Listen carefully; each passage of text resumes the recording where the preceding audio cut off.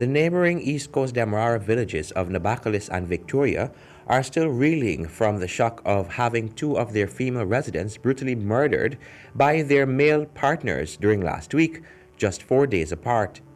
On August 21, Vanette Headley James was murdered by her husband of over 20 years who brutally cut her throat. Then, a few days later, Shemaine Frank was stabbed to death by her reputed husband while her 6-year-old daughter watched. Headley was the mother of 8, while Frank has left behind 3 children. Now, 2 women's rights activists are reiterating their displeasure with the high incidence of domestic violence deaths.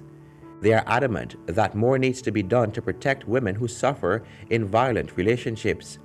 Valini Leach, a survivor of domestic violence, after years of abuse, she managed to leave her abuser and is now a passionate advocate for women.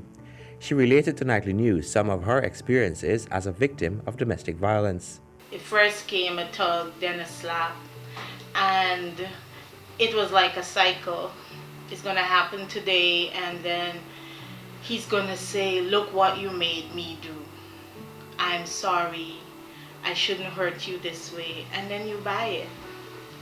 But then 1 year came, and these things, they got worse. Leach said she suffered a broken nose and mandible and had to have her mouth wired shut for months.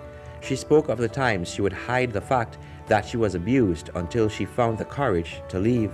Remember on Christmas of 2014, that was the day that broke it all for me. That was the straw that broke the camel's back.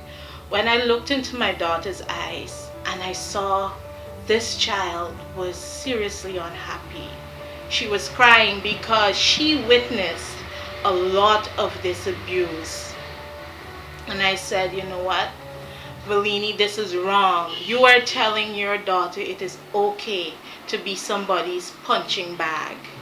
It is okay to be abused and sit quietly with it.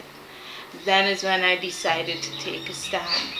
Leach said victims should never be afraid to speak out or talk to friends and family when it comes to abuse.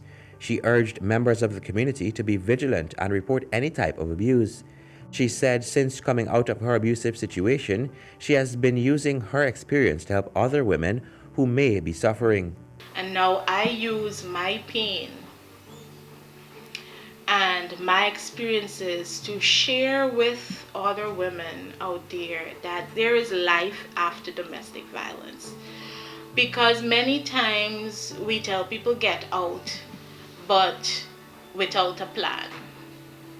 So basically my activism is to enable women to be resilient, to bounce back, to put the pieces back together and say, well, I can do it. Leach believes there needs to be a serious discussion with all stakeholders since this is a matter of national interests. She is also calling for upgrades in policies that deal with domestic violence. These sentiments were also echoed by women's rights advocate Danuta Rudzik of the Help and Shelter organization.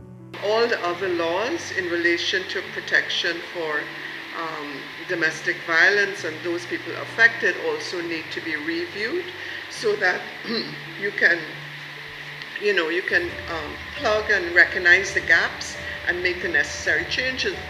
Ghana recently came under review by the Convention on the Elimination of All Forms of Discrimination Against Women, CEDAW, which welcomed some of the advancement made by the current government since its last review, including the establishment of a Sexual Offences Court in Demerara and Berbice and a Sexual Offences and Domestic Violence Policy Unit within the Ministry of Social Protection, as well as the adoption of sexual offences guidelines which are based on international best practice. CEDAW, however, noted its concern with the increase in the number of cases of gender-based violence, particularly in Region 4, where 1 in 3 Guyanese women fall victim. For the HGP Nightly News, Colwyn Abrams.